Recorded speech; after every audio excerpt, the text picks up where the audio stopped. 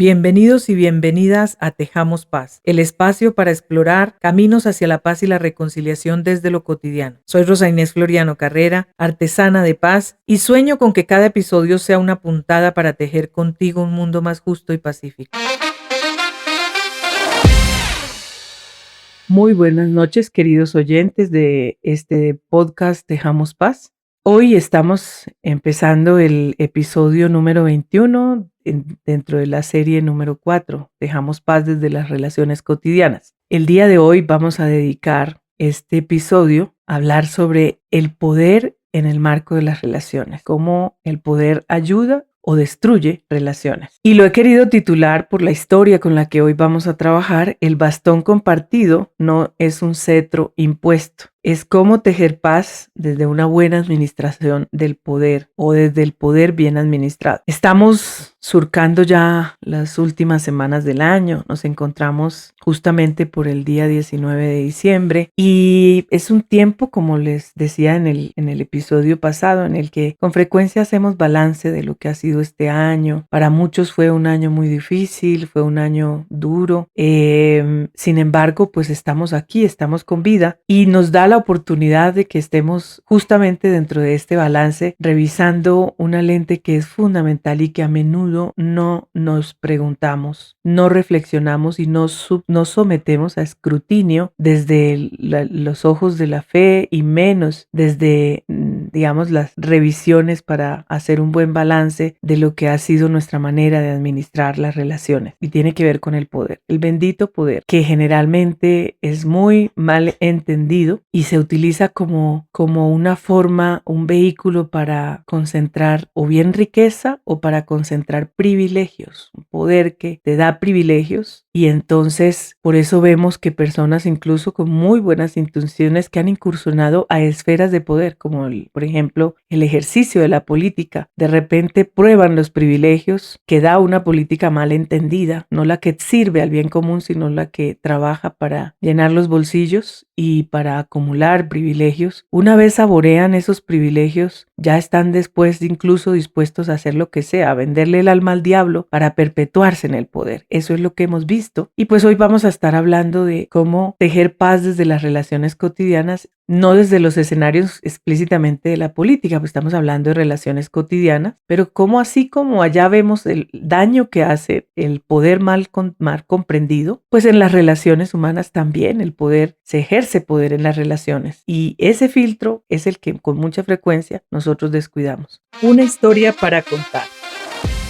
He traído para tejer con ustedes hoy una historia. Es una comunidad indígena de la alta montaña donde cada familia tenía un bastón tallado que representaba su voz en las decisiones colectivas. Entonces, cada vez que iban a tomar una decisión para la comunidad, el vocero de la familia, es decir, la autoridad de la familia, llevaba y tenía que llegar a estas reuniones, a estas asambleas con el bastón que le era asignado por la familia para que representara en su voz la voz de toda la familia. Y una vez en la asamblea, pues todos los bastones eran las vocerías que se encontraban para buscar la mejor decisión para toda la comunidad. El bastón no era un símbolo de mando, sino de servicio. Claramente en estas cosmovisiones el bastón es un símbolo de servicio. Se entrega por turnos a quienes deben coordinar las tareas comunes como cuidar el agua, dar revisión por el territorio de que todo esté en orden, organizar la cosecha, resolver o dirimir los conflictos que hay en la comunidad. Para eso se utilizan generalmente lo que conocemos o escuchamos como el bastón de mando. Pero un cierto año, el bastón fue entregado a un joven que por primera vez asumía el rol. Al principio lo llevaba con humildad, pero pronto se dio cuenta que el bastón le investía un cierto nivel de autoridad y que eso lo podía usar para imponer su voluntad en la comunidad. Entonces empezó a interrumpir a los mayores, decidía o tomaba decisiones sin consultar y empezó a usar su bastón no como servicio, sino como un cetro. Se sintió como el rey. La comunidad se reunió, no para quitarle el bastón, sino para contarle una historia. El bastón no es tuyo, es de todos. Y cuando lo sostienes, tú no mandas, tú nos representas. Si lo usas para golpear, se rompe. Si lo usas para unir, se va a multiplicar tu autoridad. El joven entendió desde ese día. Cada vez que hablaba, sostenía el bastón con ambas manos y antes de decidir lo pasaba por las manos de todos. El bastón volvió a ser puente en la comunidad y no muro.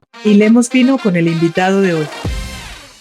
A partir de esta pequeña historia, quisiera invitarles a tejer hoy a partir de 4 puntadas. Esta parábola nos permite reflexionar sobre el lugar que ocupa el poder en las relaciones y cómo puede servir para unir como para destruir. La primera puntada, el poder no es propiedad, es responsabilidad. Tener poder en una relación no significa tener dominio, sino asumir el cuidado del vínculo. Entonces, cuando nosotros aplicamos esto en nuestras relaciones cotidianas, lo primero que tenemos que hacer es reconocer que sí hay relaciones, dentro de toda relación hay poder. Y generalmente en las relaciones de pareja, en las relaciones de trabajo, se asignan roles y algunos roles dentro de las relaciones pues tienen un rol de autoridad que se traduce en un nivel de poder delegado por el colectivo o por la empresa o por la organización que representa. Pero debemos entender esto no como una propiedad, que eso es lo que inmediatamente genera esa lógica perversa de privilegios, pero además que se termina traduciendo en dominio hacia el otro, en control hacia el otro y una forma perversa de ejercer el poder que además explota al otro, lo abusa. Y eso es lo que hace tanto daño desde el poder, desde esa errática forma de comprender el poder. Una segunda puntada, el poder se administra, no se impone. Cuando se usa para imponer, se rompe la confianza. Cuando se comparte, se fortalece la relación. Una tercera puntada, el poder puede ser sutil, invisible, pero siempre está presente. Cuando hablamos de construir relaciones colaborativas y no verticales, de competencia o jerárquicas, no nos digamos mentiras,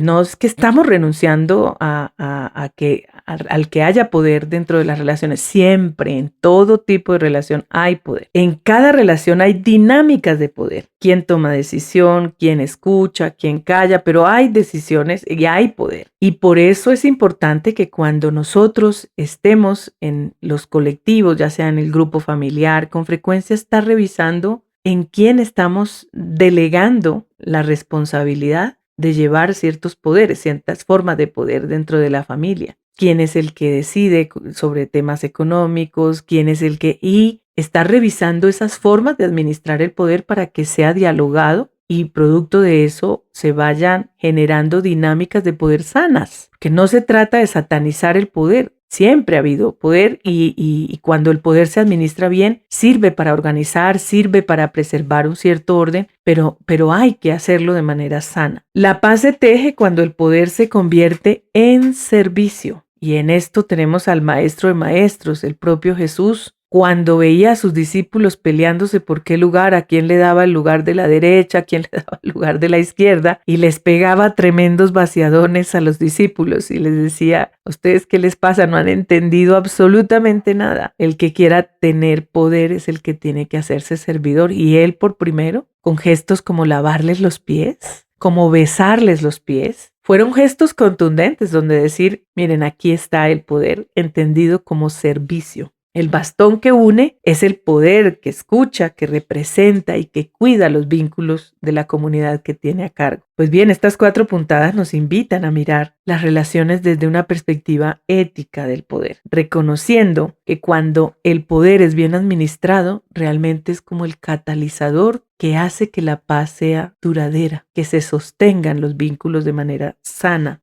Enlazando la trama.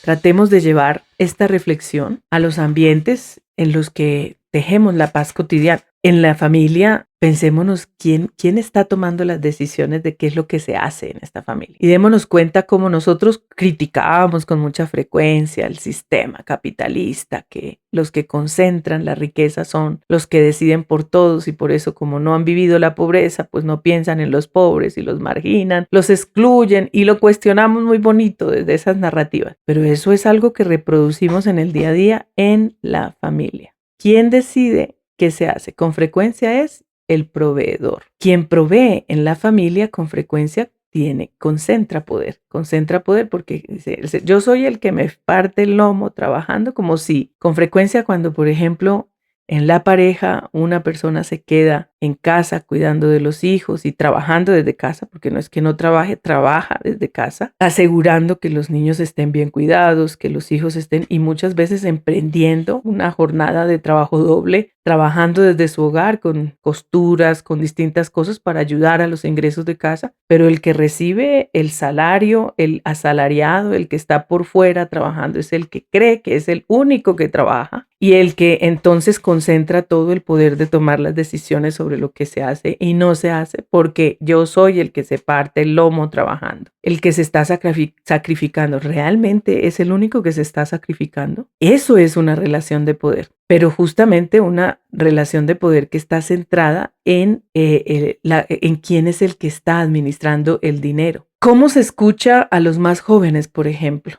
Yo recuerdo que hasta hace pocas generaciones todavía a los niños no se les dejaba participar. Los niños no podían estar en las conversaciones de los adultos. Eso se veía como irrespetuoso. Hoy por hoy se ha ido evolucionando un poco y se está procurando que haya cada vez más pues la capacidad de escuchar, porque los niños sienten también, porque los niños y las niñas piensan, porque aunque digamos en su corta experiencia, pero también pueden manifestar cómo sienten o resienten las cosas que van pasando en familia.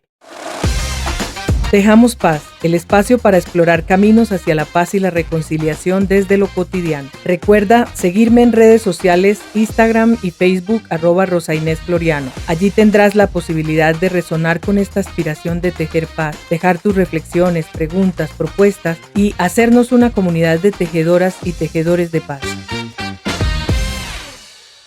Realmente estamos abriendo los espacios para escucharnos, para tener en cuenta en las decisiones que se toman. A veces solo pensamos, es que son jóvenes, son adolescentes, están ellos viviendo una etapa, entonces en eso reducimos la incapacidad de los adultos para escuchar. Y es que muchas de nuestras decisiones los afectan, desde un cambio de colegio que puede estar legítimamente tomada, por ejemplo, en que no hay cómo pagar la pensión y entonces vamos a migrar a un colegio distinto, pero claro que lo va a resentir el joven porque pues claramente está viviendo la ruptura de su círculo de amigos con quien viene tejiendo relaciones, por ejemplo, y qué va a pasar con esos vínculos. Pues seguramente no cambia la decisión porque el tema económico tiene un peso muy importante en las decisiones, pero por lo menos estamos garantizando que escuchamos y tratamos de legitimar el sentir de los jóvenes. Ese es el punto. Sencillamente tomamos la decisión desde la perspectiva económica y entonces el proveedor es quien toma la determinación y dice así se hace y punto, porque yo soy el que tiene que velar porque el dinero alcance. En el trabajo, los liderazgos que establecemos en el trabajo, ¿cómo se ejercen? ¿Como control o como servicio? ¿Realmente se escucha a todas las voces de quienes no tienen cargos de decisión, por ejemplo? Para tomar decisiones se escuchan a las distintas voces, los distintos equipos, a los sectores de trabajo, o simplemente se decide entre un pequeño grupo de personas que, digamos, por rodearse o rodear al decisor principal, sienten que representan la voz de todo el equipo y con frecuencia no ocurre así. A veces esas dinámicas intermediarias del poder son muy perversas y en los trabajos suele ocurrir. Con frecuencia se tejen unas distancias, o más bien se destejen las relaciones de escucha, de comunicación permanente entre los jefes y los equipos, digamos, de base. Y cuando esas distancias se generan, esas distancias son aprovechadas por poderes intermedios que viven siempre aspirando, para no decir una expresión fea que se utiliza mucho en el mundo de la política, pero es lagarteando más poder. Y entonces hacia sus compañeros, los trabajadores de la base de la organización, se muestran como el grupo de los privilegiados. También se utilizan expresiones como somos la rosca del jefe. Y entonces se basan en eso para ejercer poder sobre sus compañeros y hay una dinámica de poder perversísimas, además, porque abusan de poder y es donde muchas veces, porque además se vuelven intermediarios de la comunicación entre la base de la oficina, del equipo de trabajo y el jefe. Entonces la información que llega al jefe de la base es una información distorsionada, engañosa, con mucha frecuencia mentirosa y ellos terminan siendo quienes toman las determinaciones de lo que se hace, quién continúa, quién no puede continuar. Se toman una serie de decisiones que rayan en la injusticia, pero que muchas veces tiene que ver con las intermediaciones del poder. Y esto ocurre en los círculos de trabajo, en los más pequeños, pero también en círculos de trabajo, donde eso pues es lo que se ha vuelto el cimiento para abusos. Cuando encontramos hoy por hoy, afortunadamente existen en los marcos legales de nuestros países, donde se van regulando ciertas lógicas de las comunidades laborales, donde ya por lo menos existe un sistema de quejas y reclamos, unos sistemas de salvaguardia, unos comités de convivencia, que son, digamos, por ley, pero muchas veces hasta esos sistemas, aunque estén regulados, pues se los pasan por la borda, porque también de la mano de la concentración del poder siempre vienen sistemas de corrupción. Y eso se da en todas las familias laborales. Si no hay una genuina disposición de adoptar estas herramientas que los marcos normativos nos dan, no para cumplir con la ley, sino realmente para cuidar. Entonces eso es administrar el poder en una comunidad laboral para cuidar al equipo de trabajo. De lo contrario, se dan unas dinámicas muy perversas de intermediaciones de poder, de abusos, de relaciones abusivas y de acoso laboral que se traducen luego en una serie de problemáticas que con mucha frecuencia rasgan, y es una fuga de energía que no deja trabajar. En las comunidades territoriales, en el barrio, en la colonia, el liderazgo se ejerce como control o se ejerce como servicio. Yo creo que es donde más genuinamente he encontrado dinámicas de servicio muy auténticas, sobre todo en Colombia, en el movimiento comunal, en los orígenes del movimiento comunal. Mi papá fue un gran líder de juntas de acción comunal, y yo siempre veía ese espíritu de servicio en la mayoría de estos liderazgos, gente con mucha humildad sirviendo a su comunidad de verdad, gestionando para la comunidad. Y en el momento en que ese movimiento comunal lo encontraron los políticos como una herramienta de manipulación a las comunidades, las politizaron y se tiraron muchas cosas, porque además las integraron a esa disputa por el poder, y terminaron las juntas muy victimizadas. Por eso hoy son sujetos de reparación colectiva, porque las terminaron implicando en procesos de mucho conflicto en los territorios. Muchos líderes comunales terminaron asesinados. Y eso tiene que ver justamente con que el manoseo de la política pues terminó dañando mucho esta concepción de liderazgo, pero eso no quiere decir, porque fueron muy estigmatizadas también. Existen liderazgos genuinos en las comunidades, por supuesto, también los hay, que ante una necesidad de reconocimiento, pues también se vuelven instrumentos manipulables del poder detrás del poder, es decir, instrumentalizados por los políticos, por los partidos, por la polarización política de nuestros países. Pero hay liderazgos muy positivos, y sin embargo es importante que estos liderazgos sean acompañados, sean formados, tengan herramientas para que sepan cómo dirimir conflictos dentro de las comunidades, para que sepan cómo ellos, al asumir un rol de poder, ya sea presidiendo una comisión, una junta, pues tengan el poder de administrar muy bien la palabra de la comunicación para tramitar los conflictos dentro de la comunidad, pero para resolver problemas de la comunidad, y que realmente eso signifique que se cuidan los vínculos, dando lugar a que todos y todas participen, no solo en las decisiones, también en las tareas, que también los reconocimientos no se concentren en personas, sino en la comunidad. Y en la iglesia, pues también hemos visto cómo hay ingentes esfuerzos, por ejemplo, en la Iglesia Católica, viviendo un proceso de sinodalidad, que no es otra cosa que un esfuerzo por desinstalar lógicas de poder del pasado, de una iglesia muy jerárquica, pero jerárquica a veces entendida como el ejercicio de poder vertical, que ha hecho también mucho daño. Y en reconocimiento de eso, pues una iglesia que vive constantemente revisándose para convertirse también hacia adentro, pues ha hecho la opción por caminar en sinodalidad, entendiendo esto como el preguntarse cómo el poder pastoral se vive como un acompañamiento o como autoridad, pero no vertical, sino comunitaria, viviendo genuinamente esa espiritualidad de comunión que las primeras comunidades cristianas nos heredaron. ¿Cómo nos cuidamos dentro de dentro de las comunidades parroquiales, en las diócesis, por vivir un proceso de sinodalidad de verdad, no para cumplir la moda, la palabra de moda, sino realmente para vivir una conversión eclesial que haga de la iglesia una verdadera casa de todos, que sale al encuentro de todos y que da lugar a todos y todas con la perspectiva siempre de construir relaciones basadas en la espiritualidad de la comunión, que es lo básico de las primeras comunidades cristianas y que pues todavía nos hace falta muchísimo esfuerzo para que eso sea una realidad en las actuales comunidades cristianas. Con estas 4 reflexiones o lugares donde hilar fino para entender cómo aplicar el ejercicio de un poder sano, pues es donde podemos entender cómo tejer paz desde un poder que revise permanentemente las prácticas para reconocer los desequilibrios de poder que se generan y construir cada vez relaciones más justas, más horizontales, más colaborativas, pero sobre todo más humanas para tejer contigo. Quiero dejarte una invitación en este cuarto momento para tejer contigo. El poder que une es el poder que se comparte. El bastón que representa es el que sabe escuchar.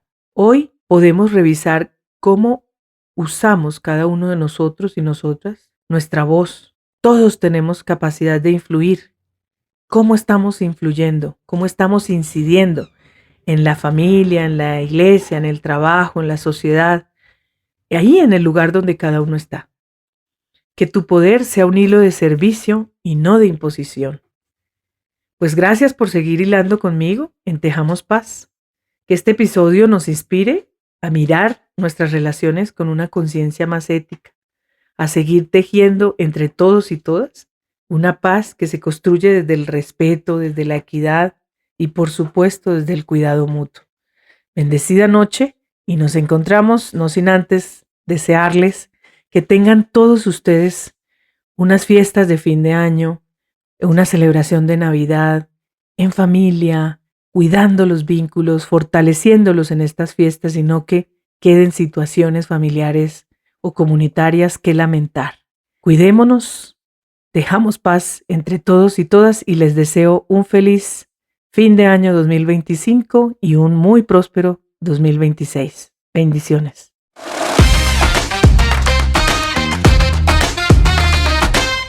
Hemos llegado al final de este episodio, pero no al final del tejido, que no logrará ser la artesanía que quieres ser sin el aporte de tus puntadas. Suscríbete, dale like y comparte mis canales de YouTube, Spotify y Apple Podcast. Gracias al apoyo en la producción de Daniel Alejandro Silva, ingeniero multimedia, y en la revisión de contenidos de Gloriana Londoño Monroy, comunicadora social, por acompañarme en esta aventura y hacer posible que tú y yo tejamos paz.